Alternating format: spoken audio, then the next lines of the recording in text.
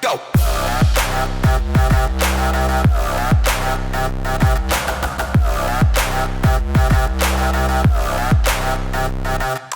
Well, welcome back to the Dead Bad Guys podcast. We're sharing thoughts on our favorite dead bad guys. Yeah. Well, And many, many other things, obviously. Yeah. But we're reconvening here at Lynch and Fisher's. nice space. It's a great place. Yeah. So glad to have it to be able to use, and thanks Kofi for having us. Word. You know what it is. We have a new face here, Jeremiah.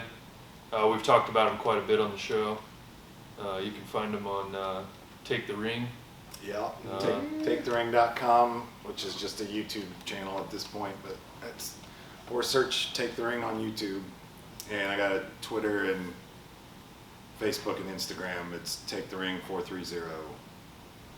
I think we could say now you are a Twin Peaks expert. Yeah, so you're if there was a definitely murder an expert. mystery involving Well, Twin because- Peaks, yes. you could be called the witness stand. That's Yes. got to feel good, man, from pushing shopping carts and nerding out about it back in the day. Yeah, I don't call myself a Twin Peaks expert, but I know more than your average guy No more than everybody. about Twin Peaks. Other than the that's people that true. actually probably wrote it and made it.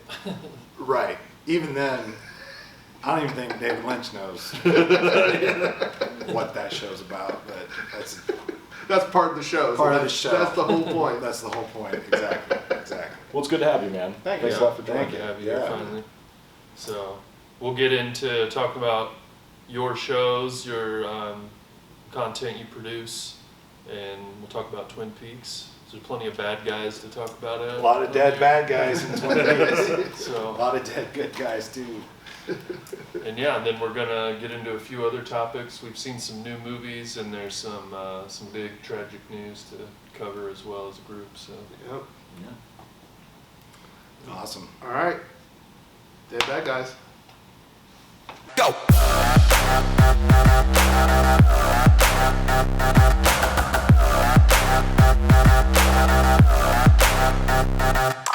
So, yeah, real quick, there was some bad news this week, horrible news. Horrible news. Kobe Bryant died. We're not giving you any details that you haven't heard on the news or Right. anything, but as a group, I guess just wanted to weigh in real quick.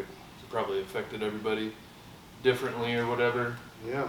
So, definitely wanted to bring it up on the Dead Bad Guys podcast, because like to me, Kobe was like, he lived like the bad guy role. Yes. He was a heel. He He turned was the heel. into he turned into a different person when he like relished that role. He started winning.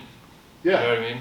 Really, yeah. So, and like to us specifically, you know, a rivalry back in the early Kobe era, number 8 Kobe, like the Pacers were in the finals Mm-hmm. against them. The year before that, like everybody loved Allen Iverson. He finally made it to the finals the year before that. So like Kobe was taking out all of these icons along the way, and it was just like, I mean, it was amazing.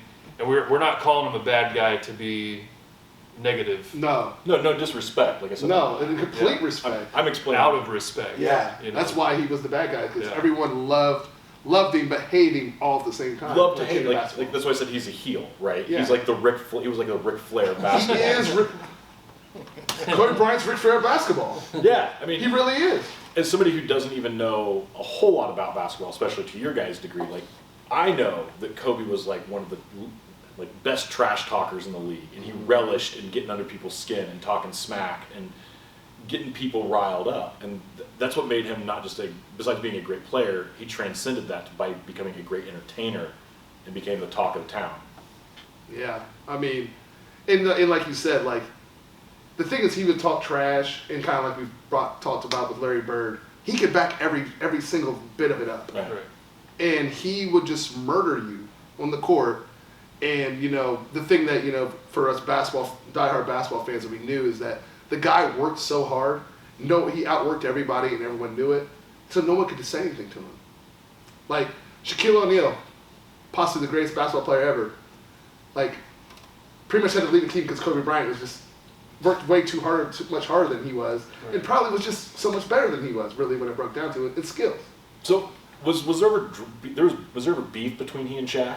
No, there was not. Like Well, you're always going to argue as teammates, but the Okay. dudes were like brothers, so Yeah. Gotcha. like they're going to argue. Like that's just part of life, and so there's no really beef. And for watching the coverage and for people taking it hard, outside obviously his wife and his daughters, Shaquille O'Neal probably is taking it the worst Right. of all his teammates because they were that close. I read a really cool story today that Shaquille was out shopping and somebody came and like gave him like said sorry to hear about, I guess he had maybe a relative that passed away recently and of Kobe's death, and Shaquille as a thank you bought the person the laptop they were looking at the store. And I was like, that was really cool, man. Yeah. Like, I mean, all those guys, most of the athletes really are really good guys. right. You know, You only and hear about the bad ones, but you You never always- hear about the good guys. or you just hear about the one bad thing a good guy did. Right. Yeah. And so we won't get into that, with 824, but I like think we with said, the- like he was the villain, he was the bad guy, Yeah. but he was also a great man and a great person, and he's definitely going to be missed. Yeah. Like he was just gone So way too early. one thing I've been thinking about all week is, Jeremiah, maybe you can answer this. Like, so I hate to do it so soon, but it's like ranking like tragic celebrity deaths. I mean, this one immediately goes like to the top of the Yeah. pile. This is big. This is This definitely is probably top the 3. biggest one, which, and I mean, it's Yeah. horrific how it happened. Yeah. And you hate to like celebrate anything about it, but I mean, the only other one, because I mean, this tragic event it's not polarizing. It's only sad. Yeah, Right? yeah. There's no other side to it. Yeah. So, Yeah, I'm not the biggest basketball fan. Actually, that makes me perfect to comment on this because You're a news guy. yeah. yeah. So like, I was talking to some people that are even less basketball fans than me, and like they're like, not getting it, and I'm like, look, he's like Michael Jordan. Right. This would be like pretend we were 10 years old, whenever the Bulls were just, winning championships and all that. And well, of course he was retired. Dynamics are different, but it's like imagine Michael Jordan Right. dying in a fiery crash. Like it just, the whole world kind of stops for a minute. You know what I mean? Like, Yeah. and you can't really. But so there's like all of these, rock musicians dying young, but their drugs were involved. Yeah, There's a lifestyle that, right. kind of was like, oh, it's too bad that he died. Like Paul Walker had a car crash, but from what they're saying, he was probably doing like 120 miles an hour when Yeah, he he was crashed. doing So it's like something insane. Right. very sad. Not to take anything Right. away from it, but I mean, this Yeah. thing is just like, Yeah. Well, I mean, the circumstances, like, he was with his daughter. He was going to literally work with a youth basketball. Yeah. Yeah. Like, Yeah. again, a testament to the quality of the person behind it.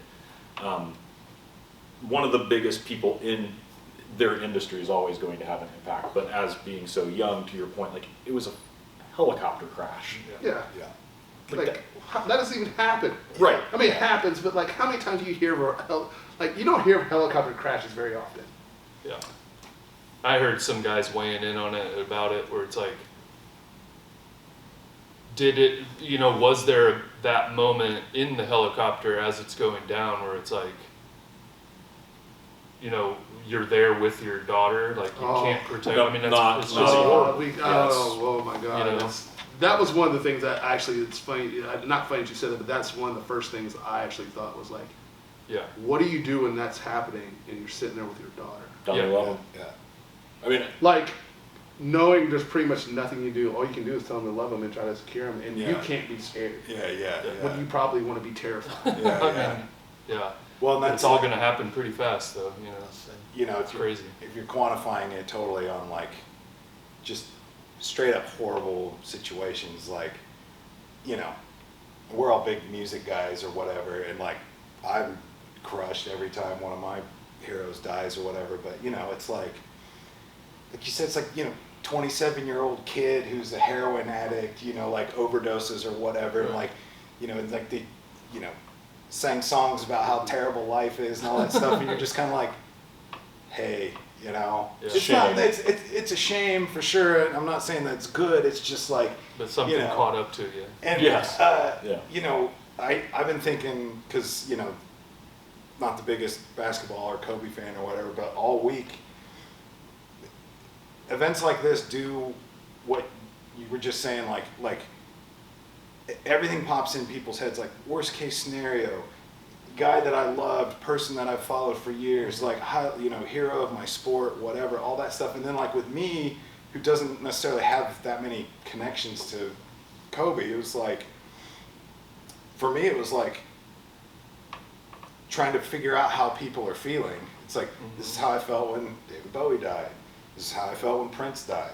This is how I felt when Tom Petty died, you know? And even then it was like, I have to even dial it back, because like those guys were like all old, Right. you know, and like, and you know, Bowie had cancer, tragic, you know, but like Tom Petty had the painkiller thing, same with Prince, you know, and it's kind of like, I don't know, it just seems like those things kind of like make more sense, Yeah. you know, because there's like, you know, like especially Bowie with cancer, it's like that's kind of like a fact of life, Right. you know, but like, Jesus, like fiery helicopter crash, like Yeah. it could not be any worse. There's no- it's a could freak not- accident. Yeah, it could not be Takes any worse. One of the most famous You sports know. athletes ever. Yeah. Well, and I think a testament to his legacy is the fact that somebody like yourself, Jeremiah, knows who Kobe Bryant is. Oh yeah, yeah. You know, Totally. like he transcended his genre, which I think is something we all like. He was a cultural icon. Well, And there's- that's amazing. You know. You know, kids who shoot fadeaways from the block, like when they're fading away, you say Kobe. Mm-hmm. You know, Yeah. that's like a thing. I mean, it's like spoken into like the lexicon of, you know, society or whatever. Like it. Yeah. Well, and the other thing, speaking of that, like literally transcending the sport, like, I mean, I know he probably did other stuff, but basically that's all he did. Like, he wasn't an actor, too. He didn't try to start a rap career. You know what I mean? Oh, like, he did try. He did he did try. both of those. But I mean, like, But no one ever knew about it. Like- It was like just that bad. the thing, like, as opposed to We'll like, laugh about that. as now. opposed He's to, probably like- even laughing about it now. Like, Yeah. God, it's like, remember when you tried to make a rap album? Probably not your that's best right, look, that's right. right? I forgot. Like, you I know. forgot about that. It was no Shaq food. Well, Yeah, that's what I'm 100% saying. Like, well, like with Shaq, like with me, Right. with me growing up, it's like, you know, Shaq had like video games and he was in movies and all that stuff. Was, Steel, That's- Shazam. Oh, Yeah, he was man. all over the place. Yeah. all that stuff was terrible. Right. But I only knew Kobe from just success at basketball. Right. Nothing else. Like, he didn't, I mean, yeah, there's tabloid stuff and controversies and stuff, and those things like popped up, you know, in and out, but like, it was just like, you know, open the newspaper, like, oh, Yeah, Kobe Bryant. Kobe Bryant. murders the Pacers again. ex- Kobe Bryant Exactly. hit you 81 points. I actually watched the game he hit for 81 points. Yeah, Wow. It was the most amazing thing I've ever seen in my life. yeah, and On a they, basketball court. yeah, that's the thing, and that went on for 20 years. Yeah. 20 years of a dude that doesn't care about basketball opening up the newspaper, Kobe Bryant kills it again.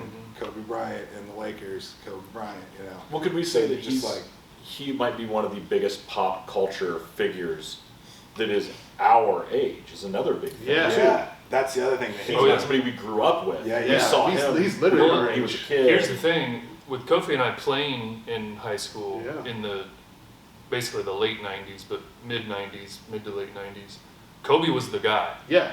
So Oh, no he was question. a year ahead of us, but that was always the guy that everyone talked about. Yeah. He was a national He celebrity was- in high school. He Yes. was the best player. He was the one that Dude, he everyone dated was Brandy, like, fam. Right. I was like, took her to prom or something, right? Yeah.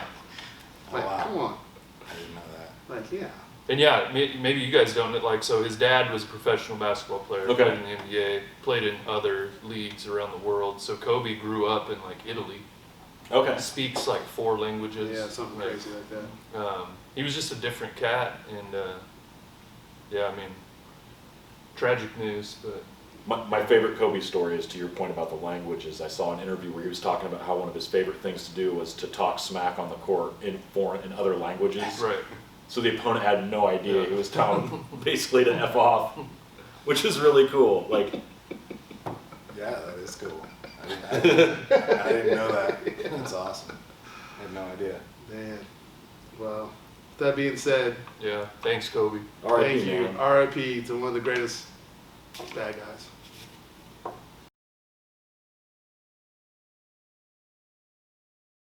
Go.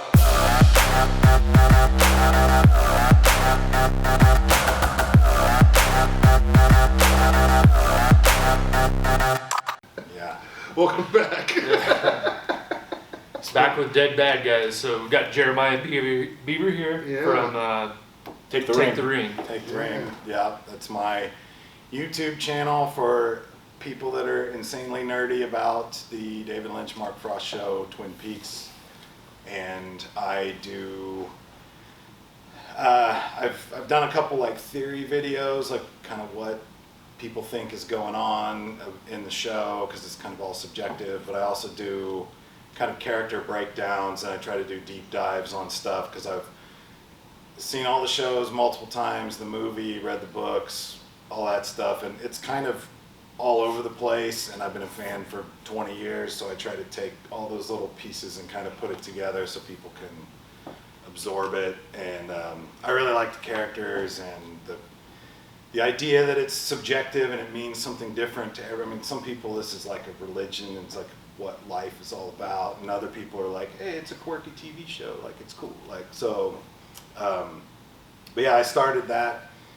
It started like writing it, like putting it together after the season 3 was over in the end of 2017, and then by summer of 2018, I started making videos, and I try to do.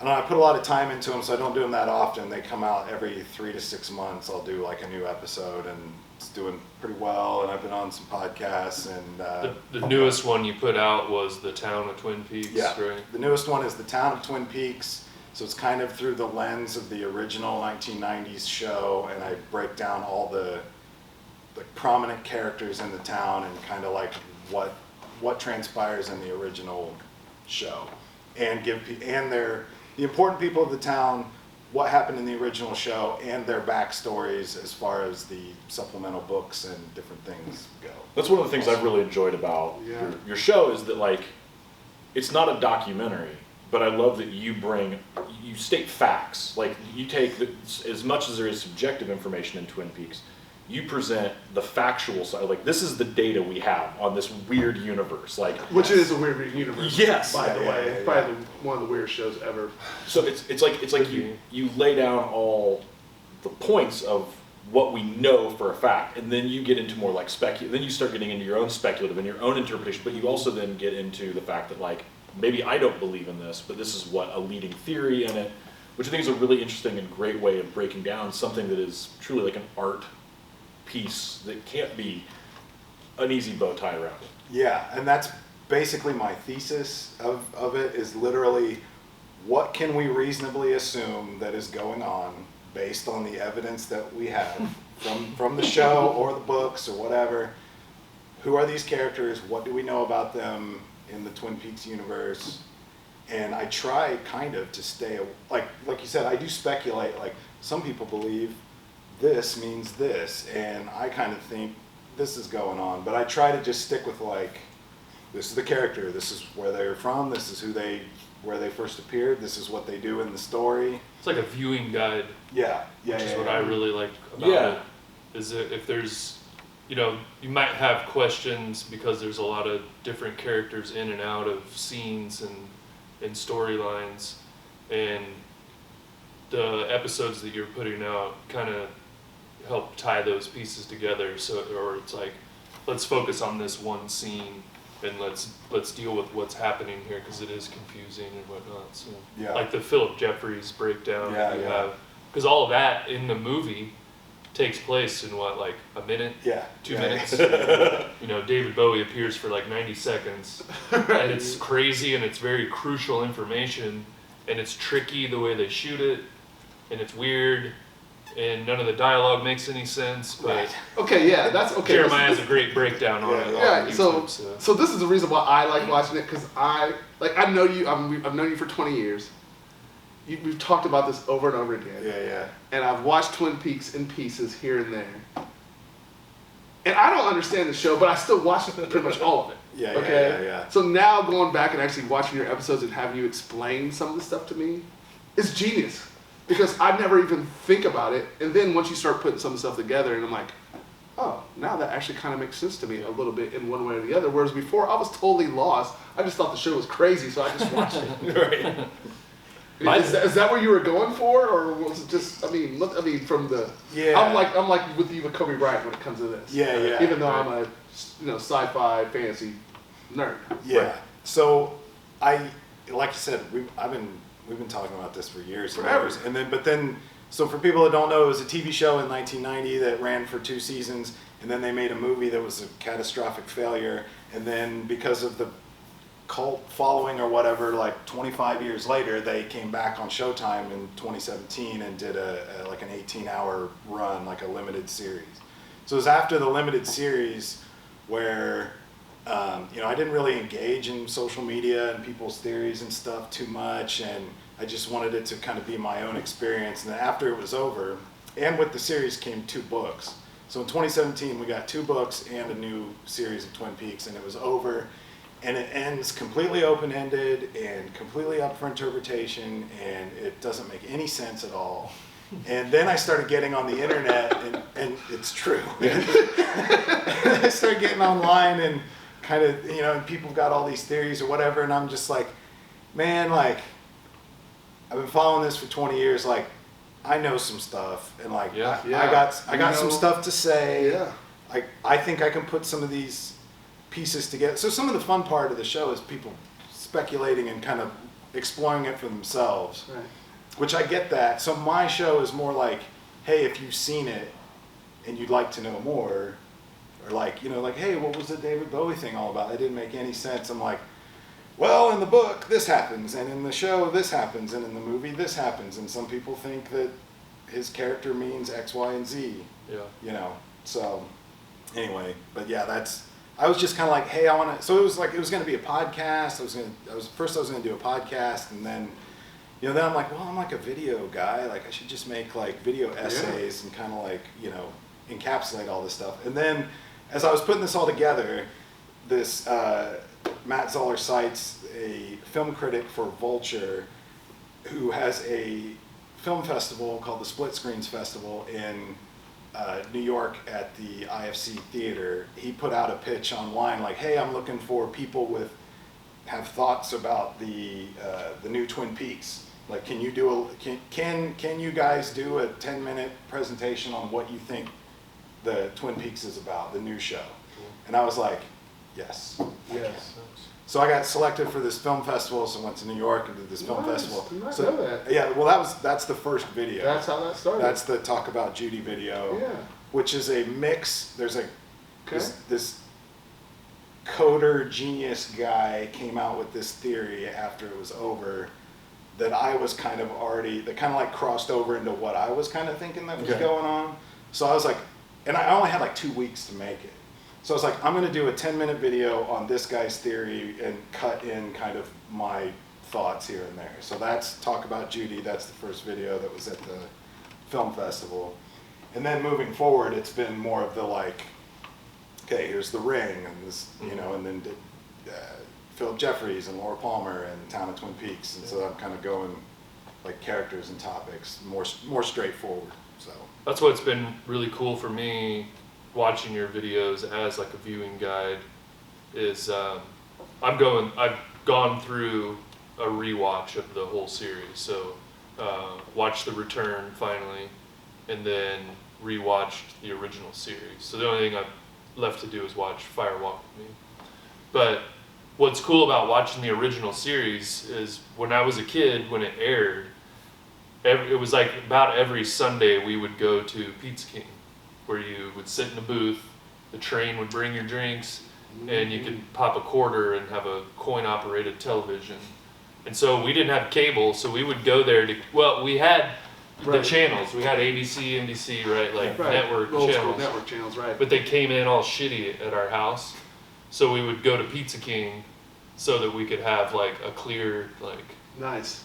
But it was Sunday nights, so we were basically there to watch like America's Funniest Home Videos, and there was a couple of good And little Twin run Peaks, there. like you could not have And any further disparaging.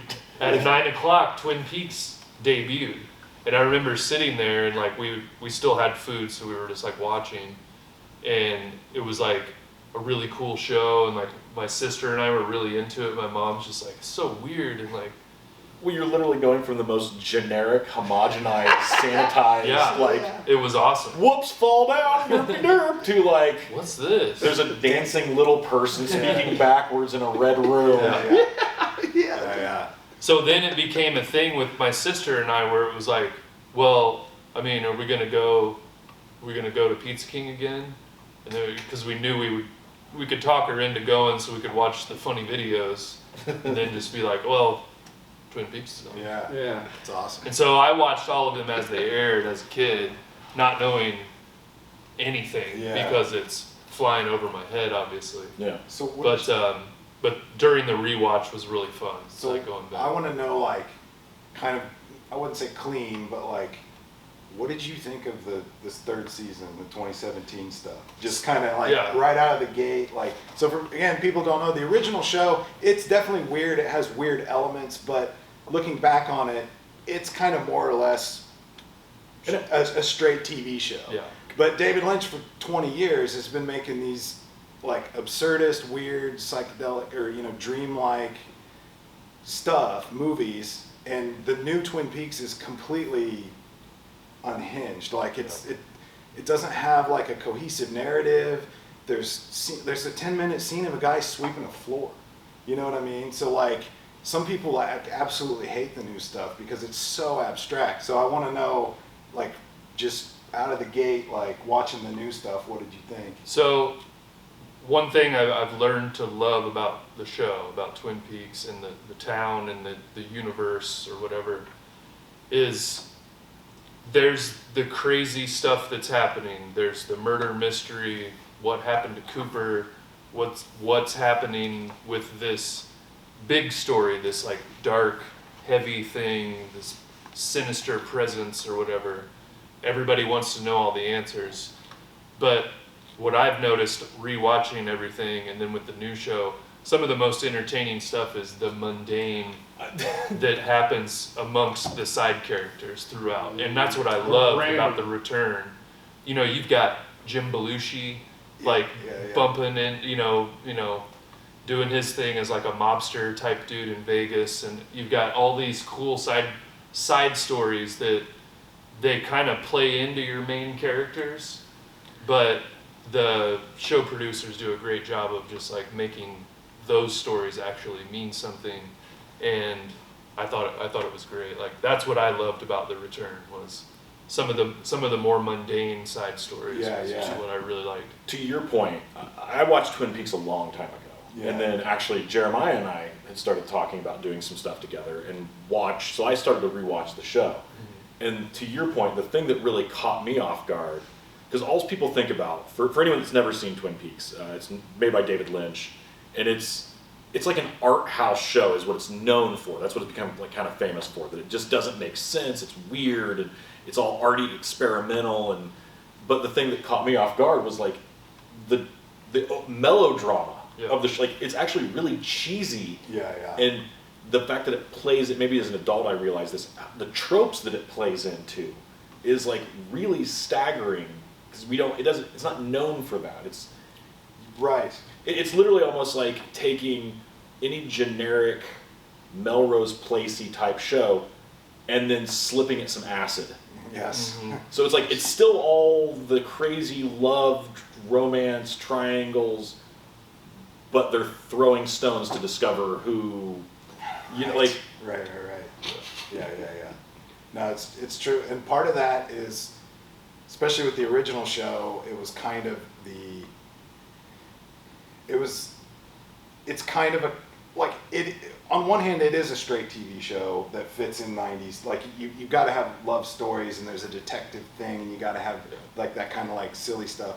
On the other hand, like there is a soap opera in the show that kind of plays on the idea of being a little self-aware, that the melodrama is definitely like acknowledged by the creators, right? Yeah. And then especially with the new stuff with David Lynch, like that stuff still being in there, he, for all his like terror and dread and like, yeah, I guess supernatural stuff, you would say, like he definitely has one foot in that world, but kind of like you were just saying, what's overlooked with his stuff is it is the focus on the mundane. Like he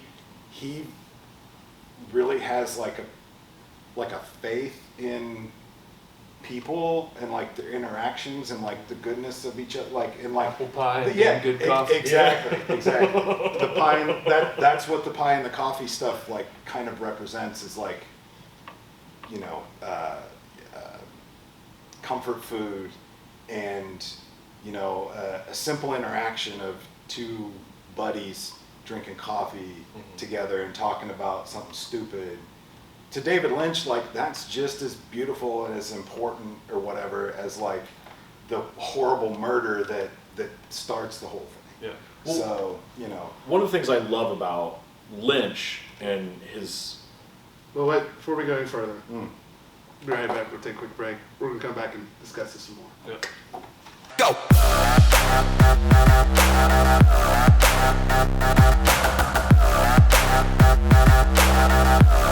All right, we're picking back up our discussion with Jeremiah Beaver Jeremiah of Beaver. Talk the Ring. Or, Yeah. sorry, Take the Ring. And Talking about That's their podcast. Talking Talk about, the Ring. talking Talking about the taking ring. the ring. yeah. Well, Yeah. we're just carrying on. Twin Peaks, here we go. Yeah. Well, what I was going to say is, like, I think there's such a propensity in modern, like, film and television, right? It's like Twin Peaks would be made into like an X-File or Buffy show, where it's like they're uncovering the mystery. Like, Hey, once again, wait. Do not diss X-Files or Buffy. no, Limbo. Right. Yeah, Okay. Thank you. Hey. We're just clarifying that. We're just making that clear. Twin Peaks probably had a lot to do with That's X-Files. That's probably Yes. why X-Files came out. Yeah, Getting you're probably- started. You're probably right. Well, Yeah. the quirkiness probably had a lot to help with Buffy, and Oh yeah, hey, Yeah. Joss never really, Whedon. never really Yeah. thought about that. but- oh yeah, Josh. I appreciate how the absurd is handled in the mundane fashion, and like it's not like that's the point of the show, is this grand uncovering, and there's actually, it's built on a sacred Indian burial ground, and that's why there's this, like, Yeah. David Lynch revels in the show being the focus, not uncovering the mystery to unlock. So that caused Lynch to leave the show in mid of season 2, or like when they revealed the killer. Yeah. Right. He was pissed because they revealed the killer way too soon, and he was basically just like, no, like, don't ever tell him. That's not the point of the show. Yeah. Yeah, It's yeah. like, don't ever fucking tell them. Right. You know. Yeah. And yeah. Sorry, no, continue. No, I appreciate the oddness of what David Lynch brings. Like, I mean, Yeah. the Twin Peaks is such a fascinating show because when you watch his other movies, you know, Lost Highway or Mulholland Drive and things like that, it is all art house, like insane, and you can watch it in so many different ways. So he brought that sensibility to this weird show, but he didn't make that the alien that is in the show they're trying to uncover. It's just, in this community is this weird thing, but no one really... Yeah, it's never explained. Yeah. It's basically. like is Twin Peaks even in our reality, or is it parallel reality where That's this a is... great Yeah, it's question. called Frankfurt. So there's a break. Oh, man, I'm just saying. Okay, yes, keep going. Yeah, no, that's great. There's Well- a theory and a breakdown that basically suggests that all the good things in the town of Twin Peaks in the previous show represents, you know, life in the 90s, essentially, or an ideal life that you see on a television screen while you're Right. watching. Right. And so Twin Peaks is a self-aware television show. It's a show about life, right? And there happens to be a crazy, twisted murder mystery. Yeah. with FBI involved. And then the return happens, and in the town of Twin Peaks is now a hyper-realized version of reality because we are now, how long was it? 25 years. 25 Ended up years. being 28 or something. So like 28 years into the future, we're a different society. Yeah. We see television differently. Mm-hmm. So the characters in the town are hopped up on drugs. There's violence everywhere. Right. There's shootings. There's like chaos in the Yeah, town yeah. because that's the new world that we live in. Okay. Twin Peaks from before doesn't exist. Now it is this new reality. Yeah. Oh, interesting. Okay. So, and Pretty that's, cool. It's amazing.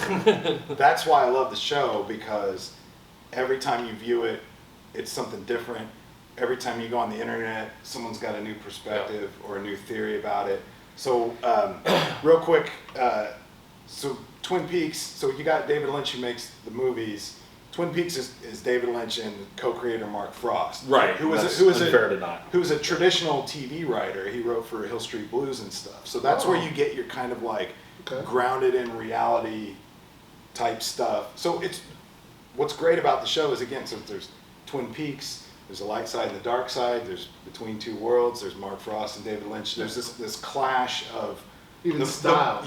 clash of styles. In the same show. The supernatural versus what's in reality, like, and it's completely subjective. And I look at it like a video game. Like, if you're going into it like, I want to know everything about this and what this means and this and that, like, you're never going to be satisfied, because it's more like I don't know, playing like Warcraft or like Myst or something, where you're just like walking around, just kind of like exploring. You're just exploring, and It's part of the world. Yeah, you're part of the world, and you can go there and live there. And but to your point about the new Twin Peaks not being idealistic, kind of being like TV now. I was just talking about this to my boss yesterday, and we were discussing about the new Breaking Bad movie and the new Deadwood movie, and some of these kind of like 10 years, 20 years later, or that going back and kind of revisiting something, and how, and I like all that stuff. It's great, but I really appreciate Twin Peaks more and more, because the new one, like, it really dumps on the old stuff. Mm-hmm. Like, it really does, and like, it split the community. If people don't like Twin Peaks, fans that have been fans for 20, 30 years, some of these people like really hate the new stuff, because it's like it's like a double dose of acid. Like, you know what I mean? Like, it's kind of sounds like episode 1, 2, and 3, but that's for another story. Yeah. Never again. Right. So you're saying they didn't just like take a property that they thought they could monetize and just regurgitate some bullshit for no reason whatsoever. This is like, I feel like this is Lynch's like love poem to his old TV show, essentially. And the return. In a David Lynch kind of way. It's also majorly. Yeah. It's also a meta critique of nostalgia itself. Right. Ooh, okay. Like, the one person that enjoys coffee and pie, she gets like basically bludgeoned to death. Well, and Cooper. I mean, it's like a complete. Yeah. So you get Cooper. Everyone wants. Oh, Twin Peaks will come back, and it'll be Dale Cooper, and he'll be in the diner, and he'll be eating cherry pie, and it's going to be great. Well, you get Cooper eating cherry pie in a restaurant, but it's this weird clone of Cooper in Las Vegas. He doesn't know who he is. And he's basically like an invalid, and he's eating cherry pie in Vegas in this lounge.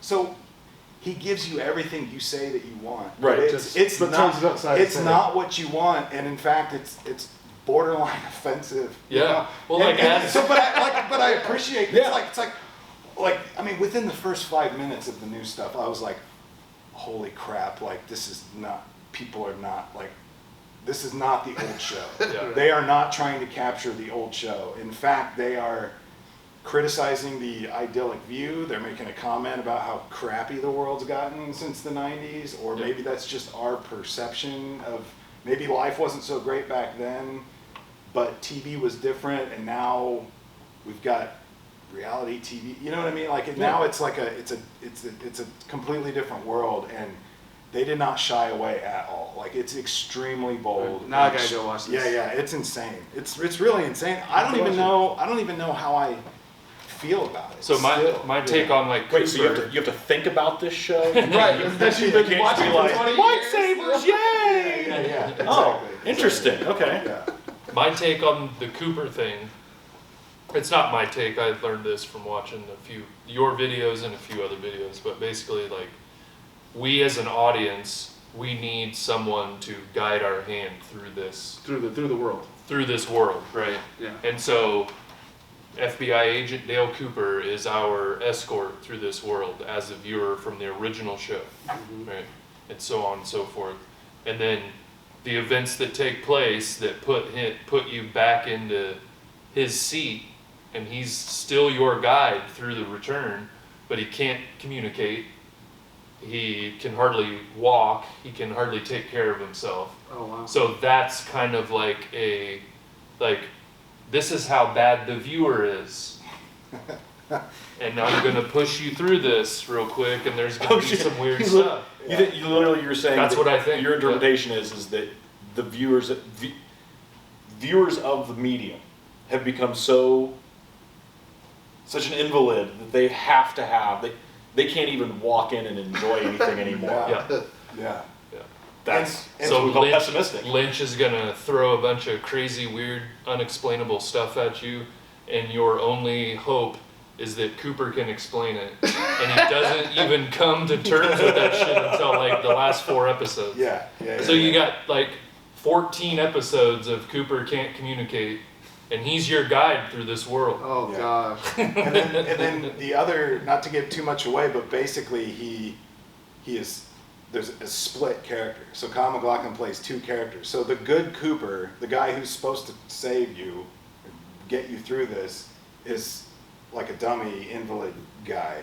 But then there's like evil Cooper, who's Possessed. like murderer, rapist, like Possessed by the bad guy. Yeah, Right. Exactly. And basically in this, And like, he's you're the not- he's yeah. the protagonist Yeah. basically, because the good guy can't even like tie his shoes. Yeah.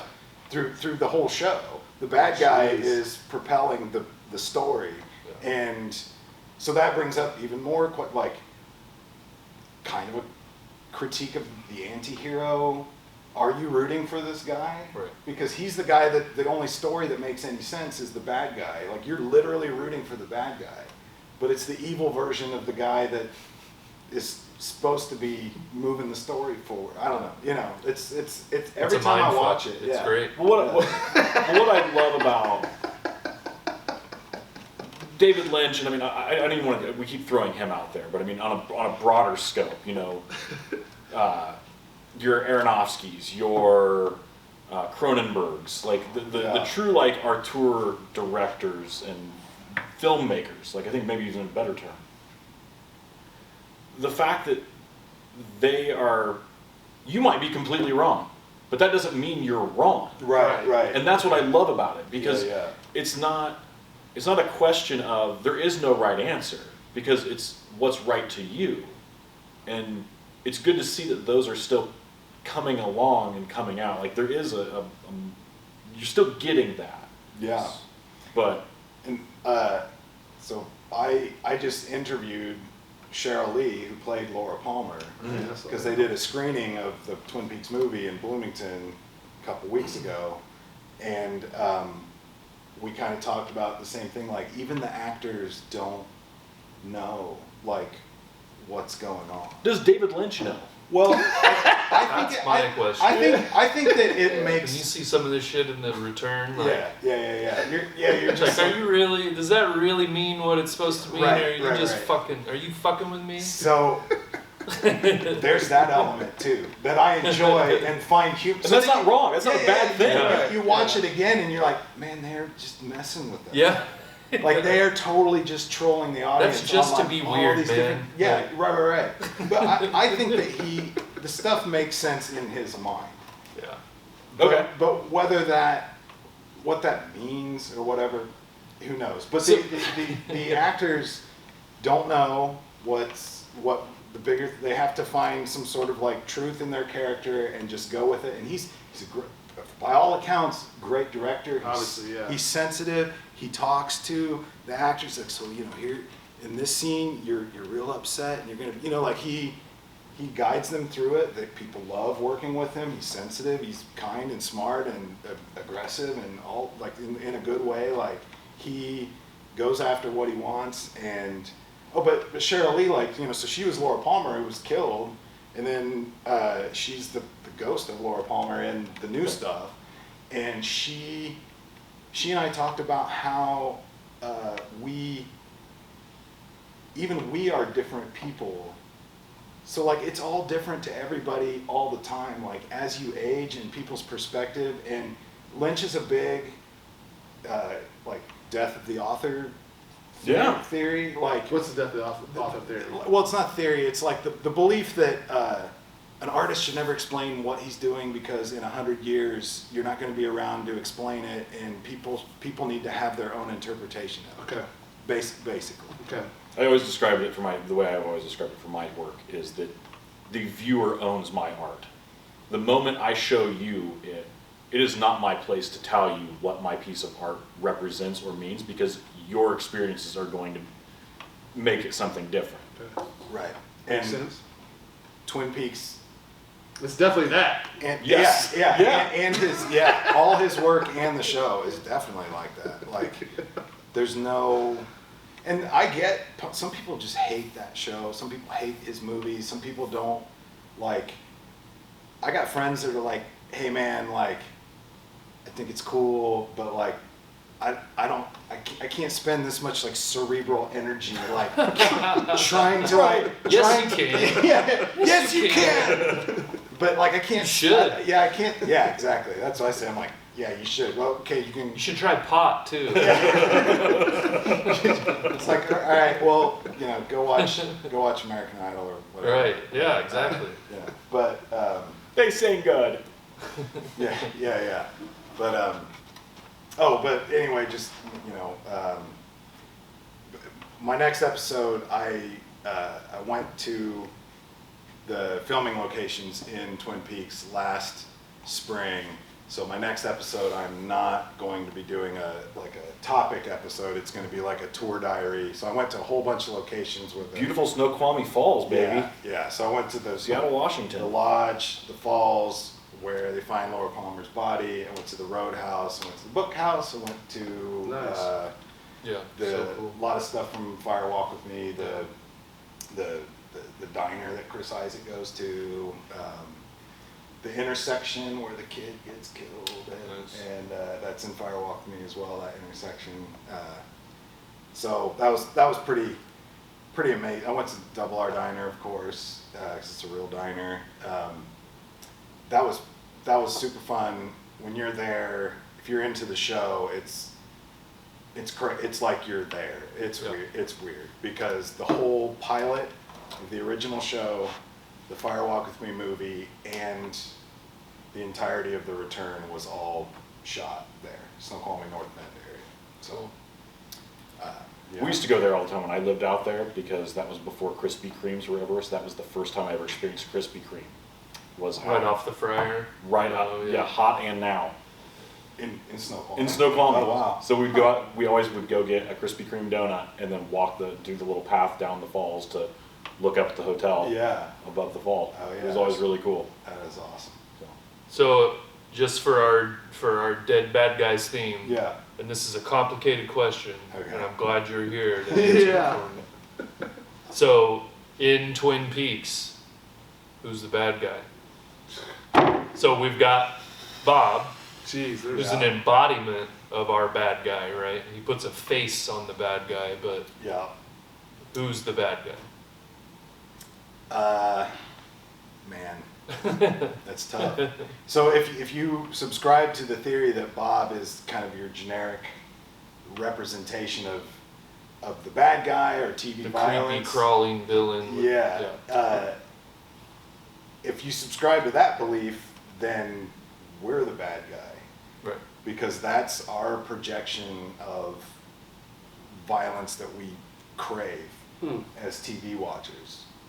We're viewing it, therefore we need a villain that crawls Yeah, around. on the we're ground. active participants. Has a in the- crazy face. Yeah, but and you know, on the other hand, in the lore of Twin Peaks, if you read the books and you kind of take it all into context, and you're not looking for like a meta theory, it's kind of like I would say it's the well, I don't know, because there's no like there's theories that Bob and the little man and the giant, like that these aren't necessarily good or bad entities, they just exist, kind of like you know, the idea that, you know, you step on an ant, does that like ruin your world? No, because it's like it's too abstract. Like you just killed 1 million ants, you wiped out a whole town of Right. creatures. That doesn't mean anything to you. You know what I mean? Very Lovecraftian. Yes, right. So the giant, you know, who's seen as kind of a good figure, and Bob, who's seen as kind of a bad figure, or Judy or whatever, is maybe these things don't necessarily look at good and evil the way they just impact our world and take what they want and don't really care. So does that make them bad? But then you have the like speaking of David Lynch and the mundane and like the love and the human side, I would have to say the Palmer parents, both of them, and one more than the other. I mean, For sure. you have I don't want to spoil anything, but you have a father who abuses and kills his own child, and then you have a That's bad. And then you have a of course, and then A you have mother who knows what's happening. Then you and have a doesn't mother do who arguably knows what's going on and didn't do anything about it, and her guilt and rage and things kind of eat her alive. So there's that. But then you've got your jerks, like your Leo Johnsons. And, Oh, and Leo your- Johnson. and- God damn that Leo Johnson. Yeah. You know, like You there's suck, bro. you suck, bro. That's all I say every time he appears on screen. You suck, bro. So there's some people that beat up their wives, and there's some corrupt cops that sell drugs on the side, and there's some, you know, so there's bad dudes in Twin Yeah. Peaks, but there's also a lot of like wonderful, caring, Yeah. perfect people too. So it's you know. I think it's a great answer because it's a tough one. But So it's not Palpatine. oh, but if Palpatine came back, what if it happened? He's come back. He's 4. Yeah. He's the main reason. He's gonna take everyone in Twin Peaks to So do it. if the, I mean, if you really think about it, though, Thanos could exist in Twin Peaks universe because So if if Thanos destroys the universe, would Twin Peaks still exist? Dude, that is the soul stone right there. There it goes. That's awesome. The answer is yes. Well, Disney's gonna buy Twin Peaks eventually. Yeah, They'll make like a nice exactly. Yeah, that's Exactly. yeah. park ride of it. Twin Peaks. So that's every, regardless of what you think of the new show, whatever. That's every fan, they admit it or not. Every fan's worst nightmare is that the show gets picked up by some money-grubbing yahoos, and it's turned like Netflix or something. Yeah. for where sure. it's turned back into like, you know, I don't know. I mean, some people want the show to continue, but it's got to be creative. It's got to be challenging. It's got to be different. It's got to like, it can't. And I think after seeing The Return, Lynch is done. I agree. I've been telling people He's that done. for 2 years. I'm like, look, these are two. That's it. It's these are- not his swan song. There's going to be some movie or something, but I think The Return is his gigantic middle finger to anybody that wants anything else out of Twin Peaks. Right. That's what I think. I agree. I've been saying this for years. People don't believe me, but I agree. These are two guys. David Lynch hadn't made a movie in 10 years. He basically came out of retirement to do this last thing of Twin Peaks. It's got elements that throughout his whole work, there's Eraserhead stuff in there, there's Lost Highway stuff in there, there's Mulholland Drive stuff in there, it has elements of all his movies. And then Mark Frost is saying these are two guys that are 70 years old that basically came out of retirement to like one last hurrah, get the band back together and really do something interesting and weird. And like, I hope that'd be cool to do another like movie kind of Interview a monkey. tie-in thing. Yeah, interviewing a monkey. You There know? might be something in that. Well, Yeah. what you're missing is that why he did this Yeah. is that he wanted to tie everything together because he wanted to create a new shared universe, the Lynch verse, and so they can start crossing over. So Cooper can enter the Dude, Lost that Highway sounds verse, Yeah. and Bob can attack the girls from Mulholland Yes, Drive. exactly. They're gonna have a big crossover event.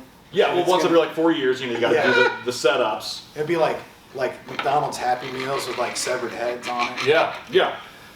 Anyway, yeah. So Well, that's awesome, man. Yeah. Appreciate you being Thank here. you so much for all that. Tell them where to Take find the all ring. your stuff again. Tell them where to find all your information. TakeTheRing.com will take you to my YouTube channel at TakeTheRing430 on Facebook, at TakeTheRing430 on Instagram, at TakeTheRing430 on Twitter, or just go to YouTube and search Take the Ring. It should pop up, or Twin Peaks. And I'm going for quality over quantity. So my videos are very well produced. Yeah, got they a lot are. of animations. Yes, they are. I spent a long time writing these things. So Very I'm funny, like you editing the cuts. You yeah, make. yeah. I try to pick out It's again. funny. I've been following the show for years, so I try to pick the best clips. I really put time into it. Unfortunately, that means like maybe one video every 6 months.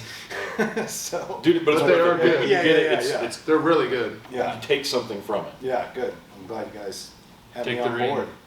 Awesome. Bad guys. Now, he's not going nowhere. We'll be right back with our PodDeck question of the episode. Go.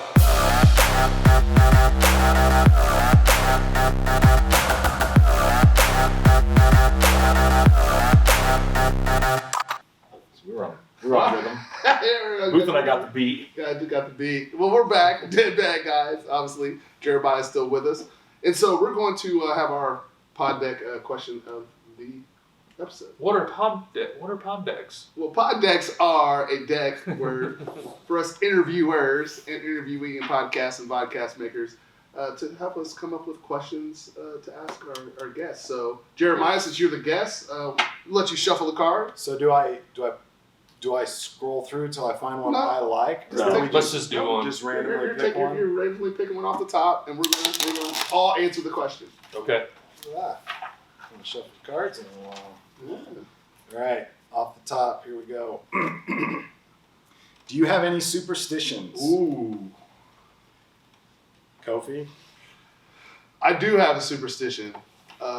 Since some of you guys know that I like to cook, I am the guy that throws salt over his shoulder. Oh, right on. And what does that represent? I think it's supposed to be something like you're supposed to keep the spirits off your back Yeah, from following you. because they hate salt. Yeah, because they hate spirits get trapped in salt, around salt, supposedly. Actually, I had a ghost guy tell me that that's actually You true. realize ectoplasma was. Yeah. Yeah. So if you have an ectoplasmic morph in front of you, salt Yeah, you Yeah. put salt around it, it can't go across the salt. makes sense. Yeah. Okay. Yeah.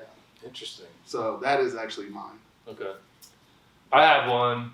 It's not really a big one, but it's right sock, right shoe, left shoe. I'll never not do that. If I don't do it, I'll be like terrified that I'm gonna like twist my ankle or something. That started with playing basketball. Huh. So like when I was a kid, it was like right sock, right shoe, left shoe, tie right, tie left. Like it's just like a rhythm thing. And I don't know that it's really a superstition. It's just something It might good. just be like an OCD thing. Yeah. That's how it has to go down. Superstition, that could also be just. And if it does not go down that way, shit is gonna go wrong, and I can't have that. I've seen you when you don't do that, dude. It's Yeah, obvious. it's bad fucking bad news. Bad news. John? I have a weird one where when I'm working on a project, I don't shave. And I don't trim my fingernails until the project is complete. You're working on something. So I've been a little busy. You're working on something. Major. You've been working on something for a few months. So do you think Yeah. that does that you do that to save time, or that's like it's just like Is it a major feeling project thing or just a small project thing? In any project. So it's like if I've got a bunch of little But projects. you like, never stop working. No, but I've finished projects. Like I've stopped a project where it's like, Okay. I'm done with this one. Before I start this one, I'm going to run home and shave and trim and throw away all the fucking coffee cups I have in my office. There's a lot of those. It's helpful too. Yeah. So, but yeah, it's something I don't even know. The coffee cups thing was an old ad agency trick thing I picked up, but the whole shaving and fingernails, I don't know. Maybe it's just because I'm never home to do it. So, But this is actually something that could affect your work, where Yes. like you're holding a pencil or a paintbrush, and the fingernails are so long that like you can't like hold it properly. You're not going all FloJo on this. well, in that case, I can also use it as a scraper to help pull the pin off of the piece and Good. trim the brush. Nice. Interesting. Interesting. Jeremiah? I'm kind of like Mike. I don't know if this is a superstition or just like an OCD thing, because I don't really have a superstition, I would say, except I like to write. I mean, I have a phone, I have a little calendar and stuff, but like I'm a checklist guy. I have everywhere I go, I got a notepad and Pilot G2 number 7 pens. Ooh. That would be your superstition. Yeah, that's your If I superstition, don't man. have a Pilot G2 number 7 pen, it's a disaster. Okay. My whole day is a disaster. So that's the one. I'm never on top of anything. I can't get anything done. Man. It's this fucking pen, is what it is. Bic, Yeah. get the fuck out of here. Yeah. If I have to write with like when What is you're- this, a Bic? Yeah, and you're like, Fuck off God. with your Bic. Such a big head. The worst is when you got nothing to write for and you reach for a pen, and yeah, it's a Bic, and it's and it's red, Fucking Yeah. medium. and it's you're red, right. and It's red ink. it's running out, and Yeah. you're like, God, can't. You just can't trust red ink. Yeah. That's the thing. Yeah. Yeah. And then by the time I reach into my pocket and get the phone out and open up my notepad app, I've lost it. Right. I've lost it. I gotta have pen and paper to like ideas, stuff to do, all that. I gotta write shit down, and it's gotta be a You need a voice recorder to talk to Diane. yeah. Yeah, that's a good idea. Diane, it's 8:00 in the morning, and I'm going to work. Yeah. And coffee's I terrible. forgot to change my underwear. Yeah. And the coffee's terrible. In the middle of a project, I haven't changed my underwear for a month. Oh! That could be a thing. That could definitely be a thing. That's not a thing. That's what's up. That's the Dead Bad Guys. You've been PodDecked. PodDecked. Peace.